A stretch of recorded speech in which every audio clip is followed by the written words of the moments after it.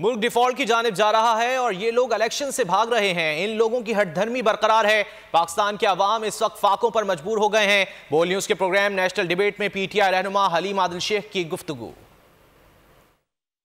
खान साहब ने क्या प्लान था कि खुदा न खास्ता कोई बड़ा हमला करवाया जाए, कोई इनको खान साहब को कत्ल कराया जाए, उसके बाद कोई इमरजेंसी लग जाए, कोई क्या लग जाए, ये सब को प्लान का हिस्सा था। देखिए, ये इलेक्शन की तरफ जाए या ना जाए, मुल्क डिफॉल्ट की तरफ जा रहा है, मुल्क दिवालिया होने की तरफ जा रहा है।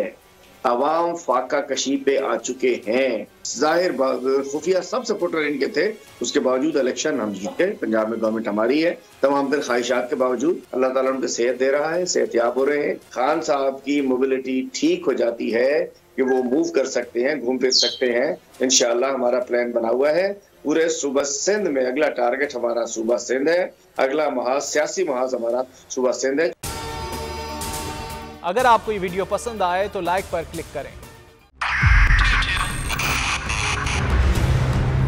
2022 बहुत सारे तोहफे भी देके गया पाकिस्तान की आवाम को। पाकिस्तान की आवाम को एक तोहफा ये दिया कि आवाम को पता चल गया कि पाकिस्तान का मीडिया क्या है। हक और सच का सफर साल 2022 में बोल रहा नंबर 1। हमने बहुत सारे शोज और ट्रांसमिशंस की, पूरा साल मुसलसल जदोजहद में निकल गया कि ये वोट ऑफ कॉन्फिडेंस के पीछे कौन लोग थे। तोड़े रेटिंग के सभी रिकॉर्ड। एंकर्स ने भी अवाम में सबसे ज्यादा मकबूलियत पाई